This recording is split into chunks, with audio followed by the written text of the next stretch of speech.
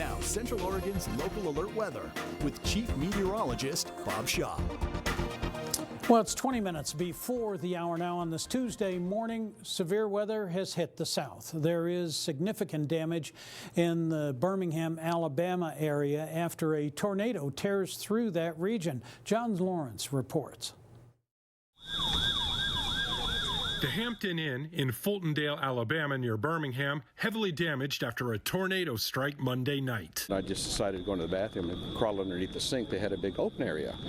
And grabbed a towel, put it over me, and just rode it out. And all of a sudden, the windows blew out in my room, and the lights went out, and the siren shrieked, and it was just surreal. Other structures also fell victim to the twister.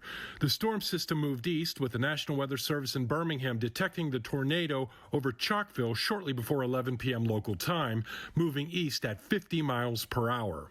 Forecasters say the storm also brought heavy winds, rain, and hail. I live with my parents who are in their 90s who rely on me, and I'm going down to Florida to sell our Florida house and to pack everything up and bring it back. And so it was like, wow, is this the end? Thank goodness we all made it out alive, and it's just a building that's destroyed. I'm John Lawrence reporting. Well, unfortunately, in Fultondale, where that hotel was damaged, there is a report coming out this morning of one death, a woman that died there. This storm has moved off to the east at a fairly rapid rate, as Mr. Lawrence was saying, and Fultondale is just north of Birmingham, right about in the center of the state. So they get a chance to dry out now and start the cleanup process and assess damage. Here in Central Oregon, we're waking up to a very cold and icy morning. Any snow and ice that you saw yesterday has gone nowhere. In fact, it is even harder this morning. 9 degrees right now at the Bend Airport with a 9-mile-an-hour breeze out of the southeast. At Roberts Field, a little bit colder, 7 degrees there, and a very light and variable breeze through there. These winds are actually going to ramp up considerably later in the day. That major storm in the deep south, by the way, is now making its way eastward. We have major winter activity working its way across the Great Lakes this morning, and some more in the Four Corners area. We in the Northwest are bracing for the arrival of a system that is going to bring us some heavy winter activity.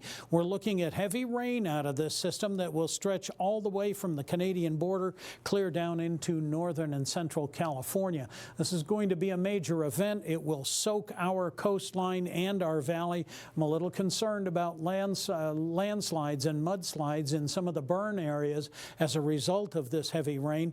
The resorts are going to love this. Between now and Thursday morning, Mount Bachelor could see another foot of snow with a lot more on the way. Central Oregon, we are going to get a taste of this. It is going to push some of this storm activity into our direction, and you can see how far south this is going to stretch. The Sierra Nevadas in California will get a lot of snow. If you're traveling south, be aware that heavy snow is going to permeate much of northern I-5 and southern Highway 97.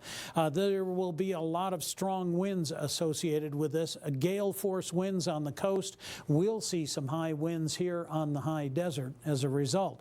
Yesterday, we hit 36 at both of our airports. It doesn't look like we're going to get quite that warm again today. Certainly cold enough to get this day started. We have some areas that are below zero this morning.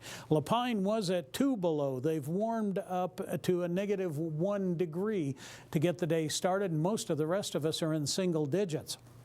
We're going to see highs that will stay cold. It'll be a struggle for most of us to even hit the freezing mark today, and if you do, it won't be much above. Winds are real gentle right now. They'll come out of the south at 10 to 20 miles an hour as we get toward the end of the day, even gustier overnight, so these cold temperatures are going to feel even colder. Wind chill is going to be a significant factor. You can see how ramped up these winds are going to get through the course of the afternoon.